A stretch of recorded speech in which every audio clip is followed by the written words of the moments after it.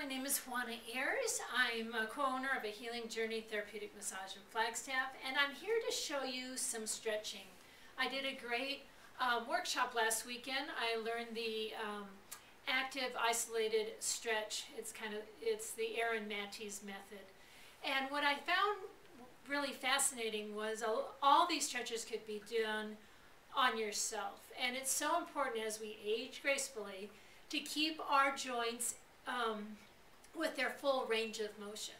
And so I'm going to just start with this short video on how to work the feet, because they are our foundation. They are under pressure when we're standing.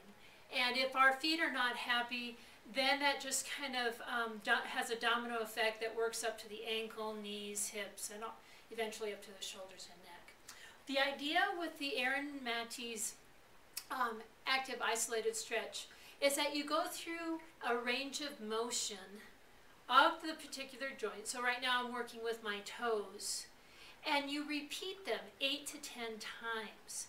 And what you do is you want to be active. So I'm curling my toes, and then I'm going to add a little stretch and exhale.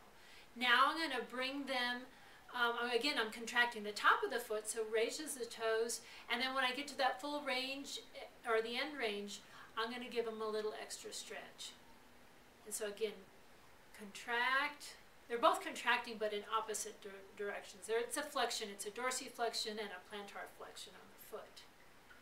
And you do that like 10 times. And you just kind of open up and notice. When I press down, I really feel a nice stretch across the top of the foot. Open up the toes.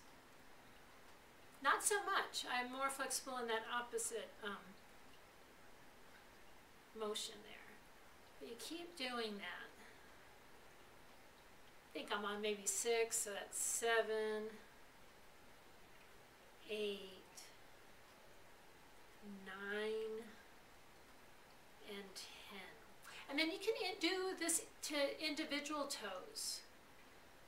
If you keep a joint mobile, you will allow freedom of that joint. What I was also became aware of this past weekend at the workshop, when you have a contracted muscle, which all these tendons that move our toes are connected to some muscle in the lower leg or within the foot itself. And when a muscle is chronically contracted, it ends up releasing calcium. So you might end up with arthritis in a particular joint, but it's because of the surrounding muscles are chronically tight.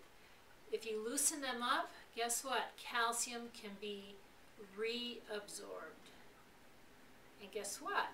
That would mean arthritis, especially like osteoarthritis, could be reversible. So again, I'm doing this. I know I'm talking, so I might not be focusing as much on the breathing. The other piece that's important is when you do a stretch, you hold for a count of 1, 2 seconds. 1, 2. But make sure you're actively participating. 1, 2, 1, 2. And then you can go ahead and do that with all the toes. You can separate them, kind of like you're spreading them. But again, I get to that end place, and then I give a little extra. I was also told maybe with the smaller muscles, you don't have to do a full 10 reps, but maybe do at least 5. And then you can go through and do this. Especially if you have toes, if you wear pointed shoes that are getting cramped up, or a bunion, this would be a great way to relieve that tension in the toes. And so again, you're going through each one. I'm actively spreading them, adding a little extra. 1, 2, spread, 1, 2.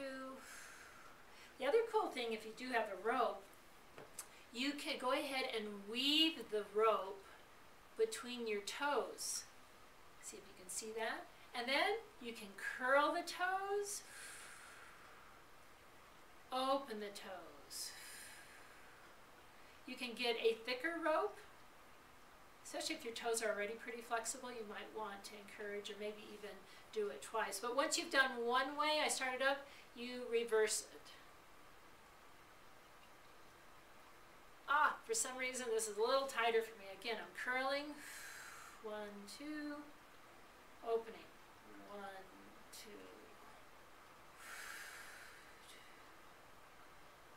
opening, 1, 2, curling, opening, 1, 2. So again, simple way to work with the toes. Next video I'll show you a little more on how to work with the foot, and that includes lower leg too. So thanks for watching.